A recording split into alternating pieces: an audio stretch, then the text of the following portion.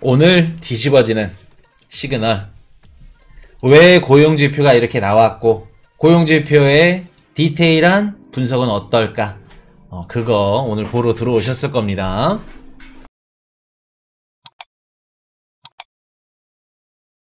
자, 22.8K 가격이 살짝 빠졌습니다. 가격이 살짝 빠졌고 22.6K에서 23K 왔다갔다 이렇게 하고 있는데, 자, 비트코인, 리플 참 안 오르죠. 리플 갖고 계신 분들 많으실 건데 마음고생 많이 하고 계실 거라 생각이 됩니다. 리플. 자, 이더리움 200만원, 도시코인 이런 식으로 올라가고 있고, 이더리움 클래식, 알케미페이, 솔라나, 폴리곤 이런 식으로 좀 올라가고 있는데, 자, 또 생뚱맞게 또 어거, 메탈 이렇게 또 불꽃을 또 휘날리면서, 자, 오늘 이따가 한번 말씀을 드릴 건데, 미국 증시는 안 좋습니다. 빠졌어요. 아마존 8%, 구글 마이너스 3%, 마이크로소프트 마이너스 2%, 애플이 그나마 좀 이렇게 선방을 해줬는데 빠졌습니다.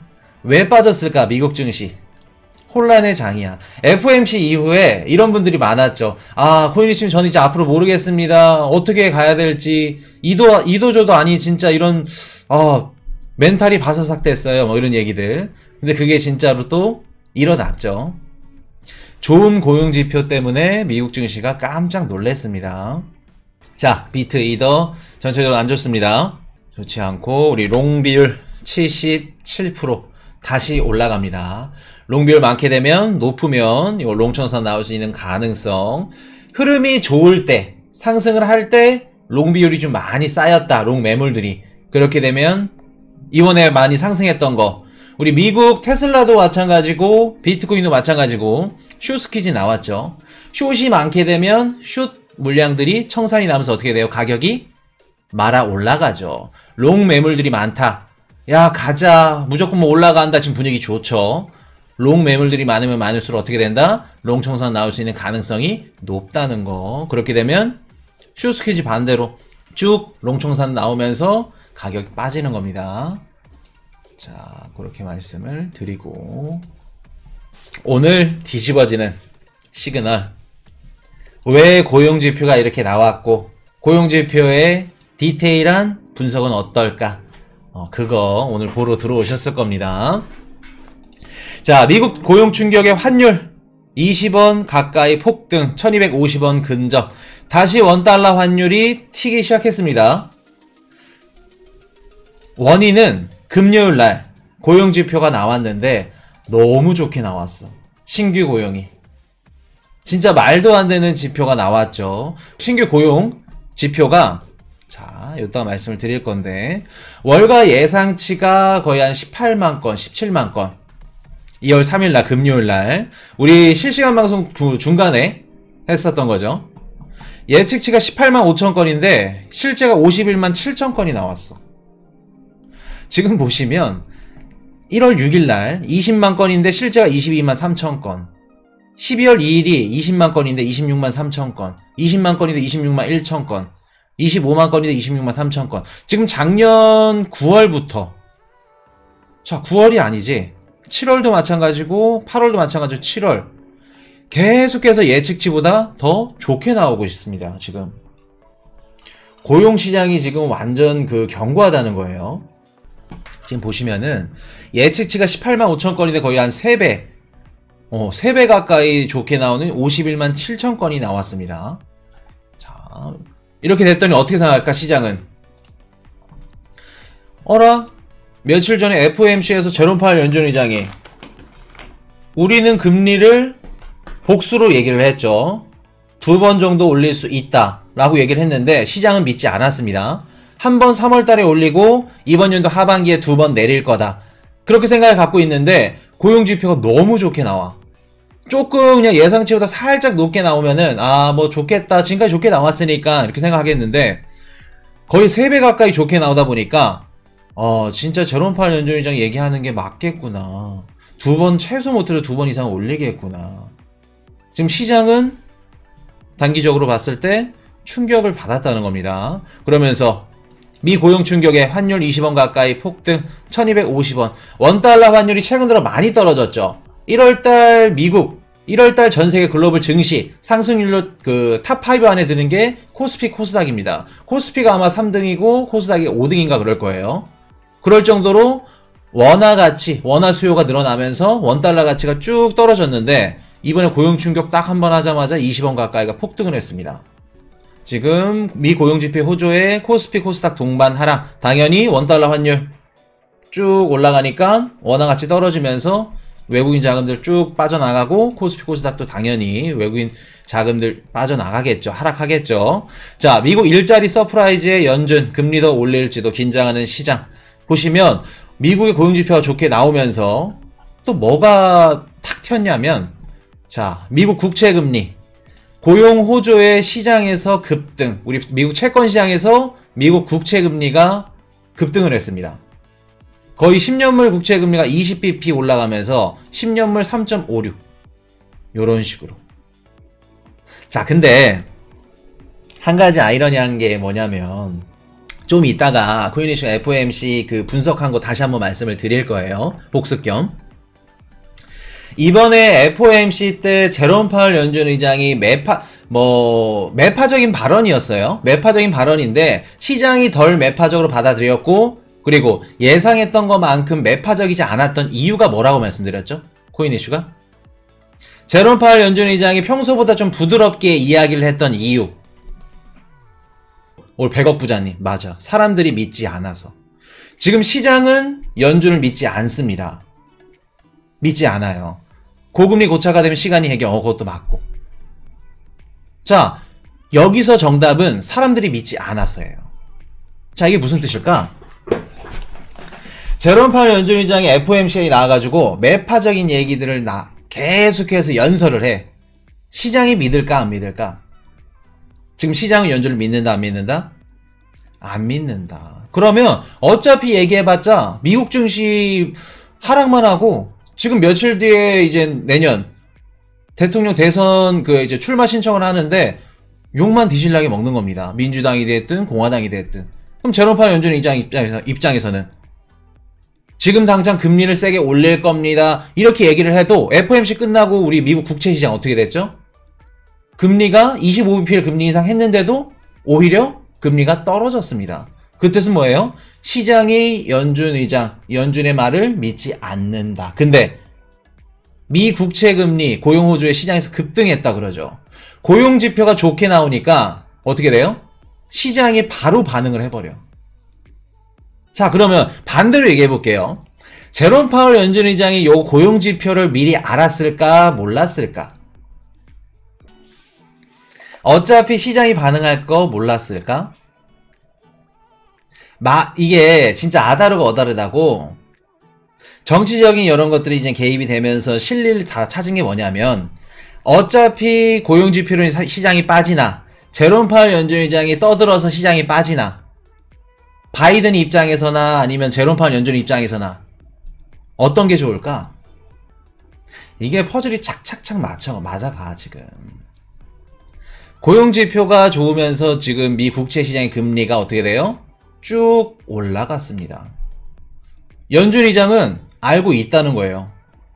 뭐를 알고 있냐? 어차피 내가 금리 인상을 몇 bp 하든 25bp 하든 뭐 50bp를 하든 시장에 영향을 못 준다. 굳이 욕먹을 지 매파적인 발언할 필요 없다. 그러면 앞으로 뭐가 시장에 영향을 주냐? 뭐가 주겠어요? 고용지표라던가 실업률 지표라던가 인플레이션 지표라던가 아니면 전세계 각국과 미국을 제외한 채권 시장의 움직임들, 요런 것들로도 충분히 시장에 영향을 줄 수 있기 때문에 굳이 매파적인 발언 필요 없다.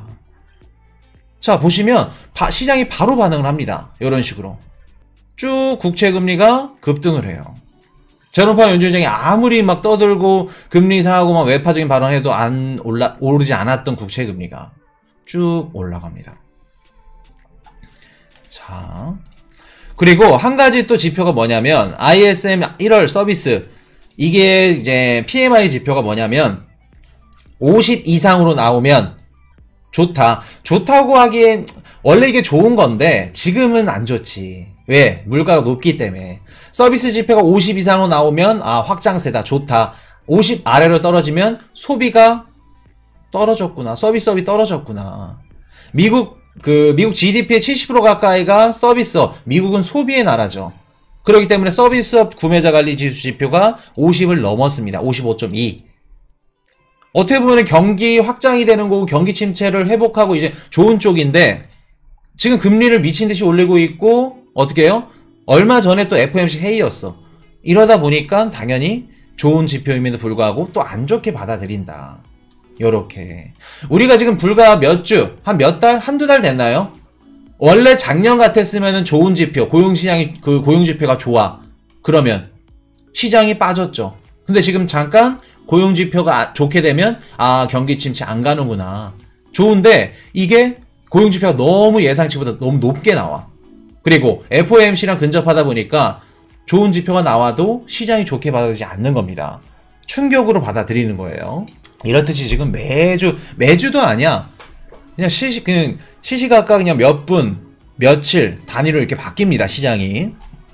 자, 그래서 보시면은 기준선 50을 기준으로 해서 55가 나왔다. 그러면 원래는 좋은 지표다. 근데 이게 시장에 안 좋은 영향을 끼쳤다. 그래서 보시고, 자, 미 국채 금리. 자, 이런 식으로 보시면 되는데, 참 신기한 게, 금요일날 나스닥 흐름을 봤더니, 고용지표가 딱 발표되고 나자마자 쭉 빠집니다. 근데, 이번에 코인 이슈가 FOMC 이후에, 만약에 금리 인상 좀 센 매파적인 발언들이 나왔다. 그러면 시장이 빠질 겁니다. 라고 말씀을 드렸고, 또 어떤 말씀 드렸죠? 빠지지만, 며칠 뒤에 시장은 올라갈 겁니다. 라는 말씀을 드렸었죠. 말씀을 드렸던 이유가 뭐냐면 지금 주식이든 뭐 전세계 자산시장이 상승하려는 움직임이 분위기가 좋습니다. 상승하려는 움직임이 세기 때문에 요거는 빠졌다가 다시 올라갈 겁니다. 올라갈 겁니다.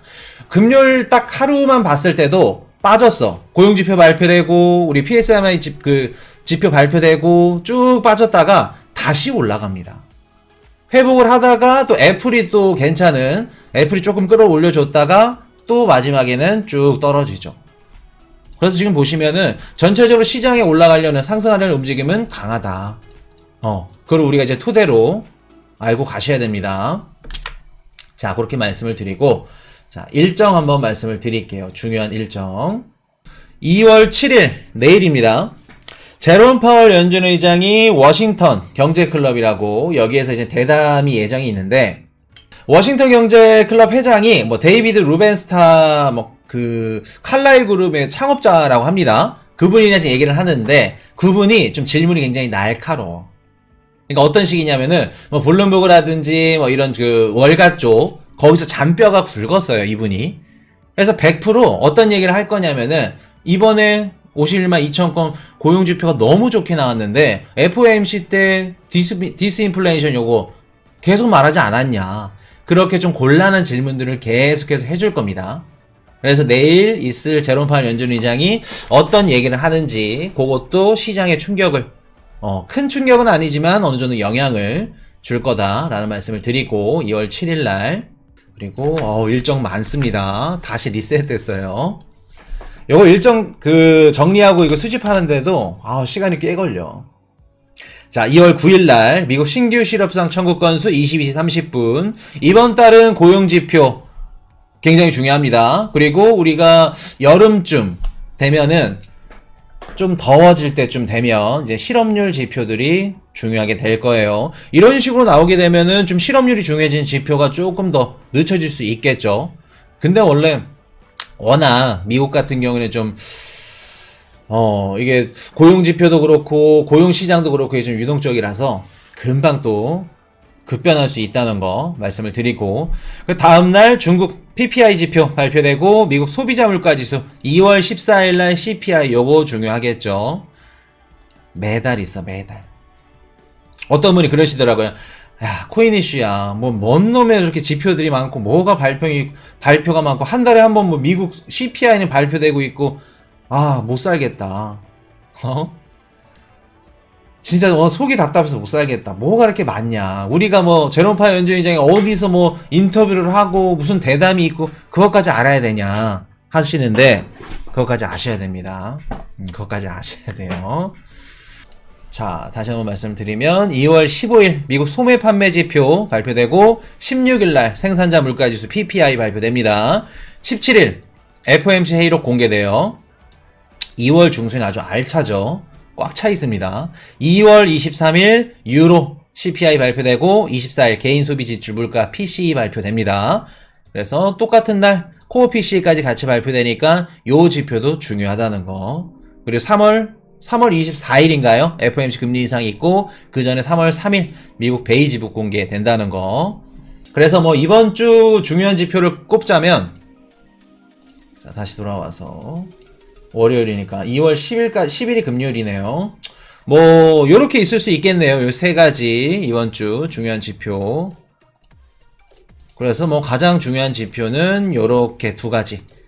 신규 실업상 청구 건수, 그래서 중국 PPI도 뭐 살짝 중요하고, 자, 그렇게 말씀을 드리고,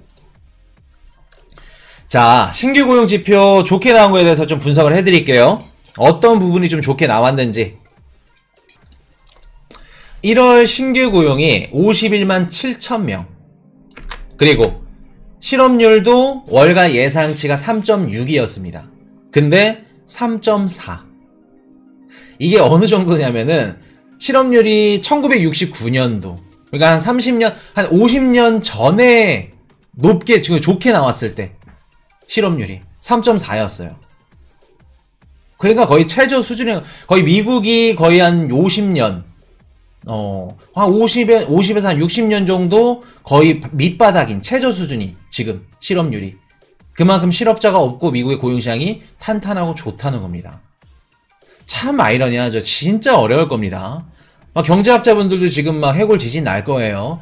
야, 지금 기준금리가 이렇게 높고 막 경기 침체 들어간다, 기업들 막 망한다, 막 구조조정 들어가고 막 부러진다, 감축하고 이러는데 진짜 신기한 게 신규 고용은 계속해서 늘어나고 실업률은 역대 최저치야. 말이 안 되는 거죠. 지금까지 역사상 경기 침체로 들어가는데 이렇게 고용이 좋았던 적이 없습니다. 그 뜻은 경기 침체가 아직 안 왔던가, 아니면 경기 침체가 안 오던가, 그 둘 중에 하나인데, 자, 우리 고윤이씨 가족분들은 어디에 베팅을 하실 건지. 그나마 좀 좋았던 지표라고 해야겠죠. 긍정적인 지표가 뭐냐면 시간당 평균 임금 상승률이 있습니다. 시간당 평균 임금 상승률이 이번에 전년동월 대비 4.4% 증가를 했는데, 요게 컨센서스보다는 약간 좀 상회하는 그 지표예요. 근데 요게 어느 정도, 그러니까 뭐 전월 대비해서 비슷하다. 12월달 전년동월 대비가 4.8% 증가했습니다. 그거보다는 둔화했죠. 그러니까 쉽게 말해서 임금 상승률이 살짝 둔화됐다는 겁니다. 둔화됐다고 하기에도 좀 뭐하고, 둔화됐거나 아니면 유지했거나 올라가지 않았다는 거예요. 임금 상승률이. 그래서 신규 고용이 이렇게 늘어나면은 우리가 제일 많이 걱정하는 게 임금이 많이 오르겠네, 임금 상승률이 커지겠네. 근데 임금 상승률은 생각보다 많이 커지지 않았다. 그리고 이번에 좀 디테일하게 보셔야 될 게 뭐냐면, 평소에 구인난이 굉장히 심했던 직종, 그러니까 뭐 안 하려고 했던 식당, 서비스업들, 호텔, 그리고 막 병원, 사람이 굉장히 많이 부족했습니다. 근데 그동안 많이 부족했던 직종에서 많이 증가를 했어요, 이번에.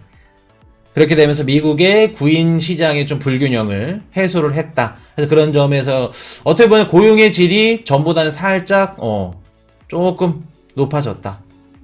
그렇게 보시면 될 것 같고, 지금 보시면 서비스 업종에서만 일자리가 37만 8천 개가 증가했다고 합니다. 서비스 업종에서만.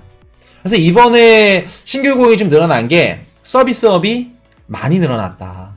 서비스 업종이. 우리가 코로나 때 코로나 걸릴까봐 막 밖에도 못 나가고 막 서비스업들 못했죠. 일자리도 막 안 했고 일도 안 했고, 그리고 막 사망자며 주식이나 코인으로 막 다 떼돈 벌었어. 돈 버니까 일을 하고 싶지가 않아. 그리고 제일 중요한 건 정부에서 돈을 주는데 왜 일을 해? 일을 안 했죠. 근데 그런 것들이 금리가 쭉 올라가고 어떻게 해요? 생활비 많이 나가네, 휴대폰 통신요금까지 밀려버리네, 안되겠다, 카드 대출하자, 리볼빙 서비스 받자. 근데 요것도 힘든 겁니다. 아, 일은 해야지. 아, 일은 하기 싫고 그러면 내가 하고 싶을 때 일을 해야겠다. 그래서 파트타임 직업이라던가 서비스업이나 이런 것들이 급상승했다는 겁니다. 급상승했다는 거예요. 자, 근데 보세요. 이게 하반기로 가면 어떻게 될까? 기업들의 실적이 좋게 나올까? 그리고 우리가 일을 하고 싶어도 뽑는 기업들이나 아니면 뭐 뭐라 그럴까? 사업자라든가 자영업자라든가 요런 구인을 구한 직원을 구하는 주체들이 전보다 늘 수 있을까? 신규 고용이 늘었다는 거는 직원을 구하는 주체도 어떻게 돼요? 신규로 더 뽑는다는 얘기입니다. 근데 직원을 구하는 사람이 없는데 줄어들 건데 신규 고용이 계속해서 늘어나. 그거는 있을 수 없습니다. 지금 이 지표가 뭐냐면 일단 1월 달에 왜 이렇게 나오는지 한번 말씀을 드릴게요. 말씀을 드리면서 요거는 코인이슈 개인적인 분석입니다. 자, 요거 일단 말씀드리고, 자, 그리고 고용지표 이렇게 말씀을 드렸고, 그리고 또 실업률 한번 말씀을 드리면 실업률도 굉장히 좋았다. 자, 그러면 이번에 신규 고용 지표가 정확하지 않은 이유에 대해서 한번 말씀을 드려볼게요.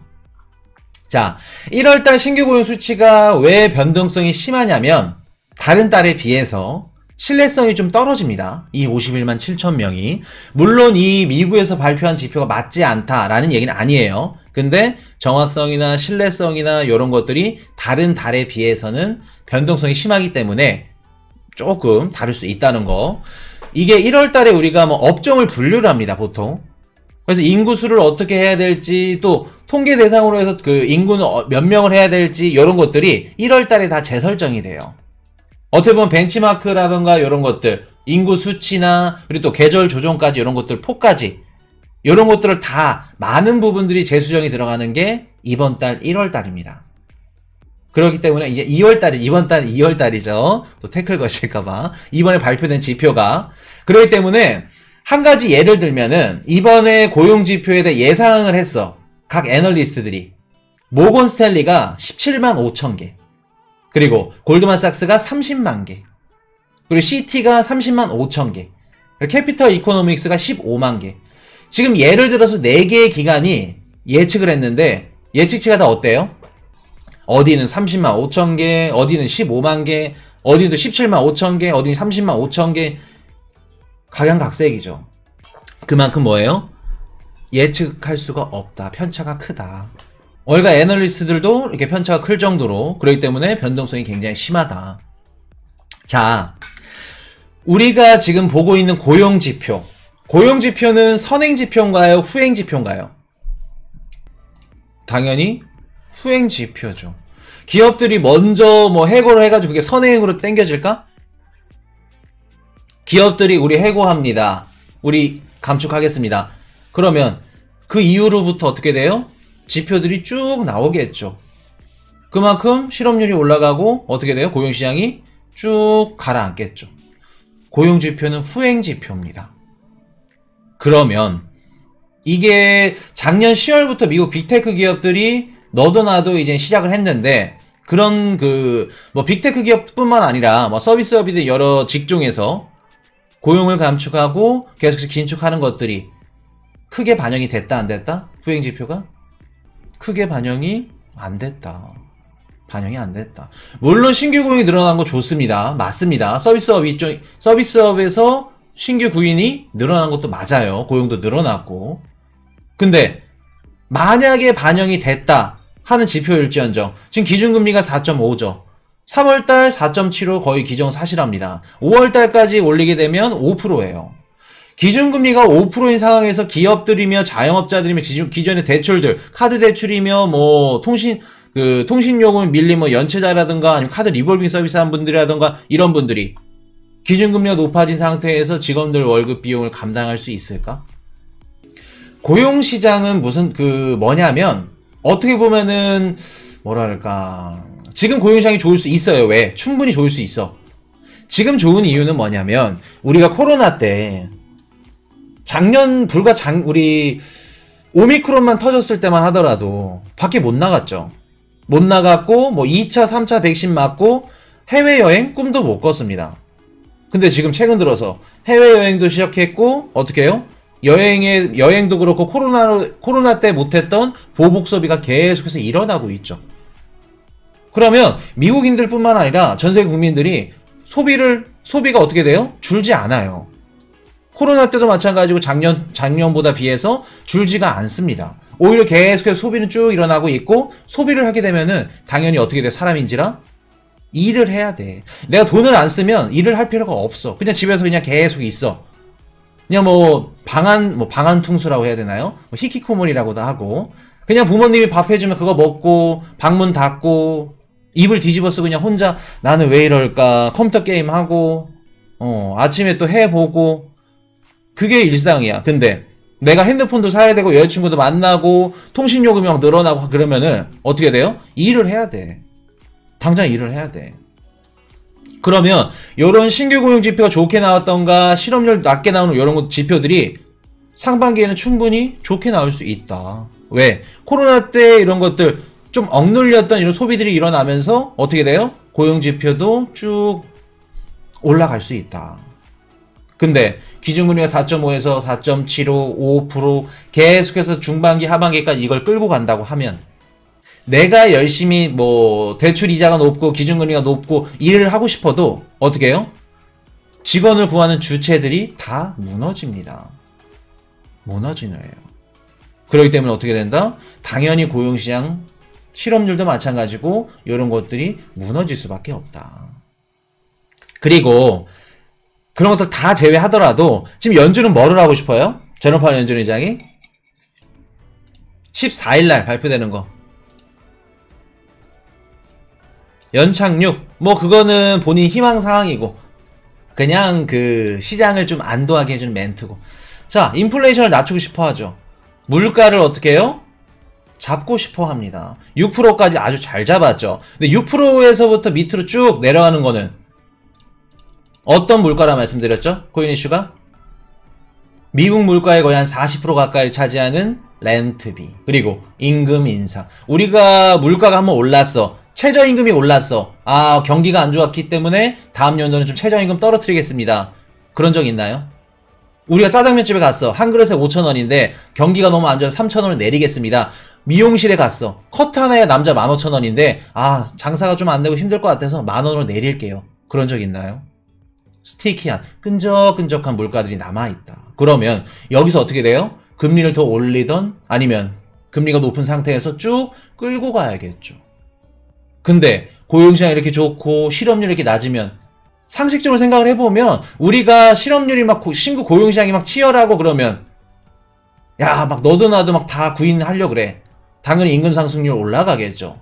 그러면 내가 한 달에 200만원 벌다 250만원 벌어. 50만원 정도 추가 수익이 났어. 50만원 갖고 뭐를 할까? 저축을 할까? No. 투자를 하던가 아니면 소비를 하겠죠. 그러면 미국 연준이 걱정하는 인플레이션 어떻게 돼요? 쭉 떨어지는 추세여다가 어떻게 해요? 어느 일정 수준에서는 떨어지지 않겠죠. 고용시장이 안 무너지고 경기 침체가 없고 실업률이 안 망가지고 물가를 잡는다? 지금까지 역사적으로 단 한 번도 없습니다. 완만한 경기 침체일지언정 경기 침체는 들어가야 된다. 미국은.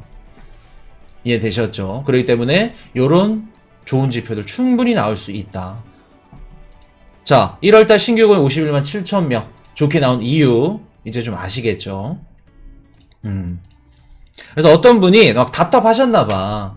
그냥 다른 방송에서 이렇게 속 시원하게 그 효자손처럼 등을 긁어주는 이렇게 분석이 없다 보니까 답답하신 것 같아요, 주말에. 그래서 댓글에 이렇게 남겨주셨는데, 다음 시간에 내용이기 때문에 말씀드린다고 했는데, 그분 한번 계시면 한번 올려주세요, 채팅. 좀 이제 근지러운 데가 좀 가려운 데가 좀 해소가 되셨는지. Hey, I got a confession. Been losing all momentum. Just because it's easy.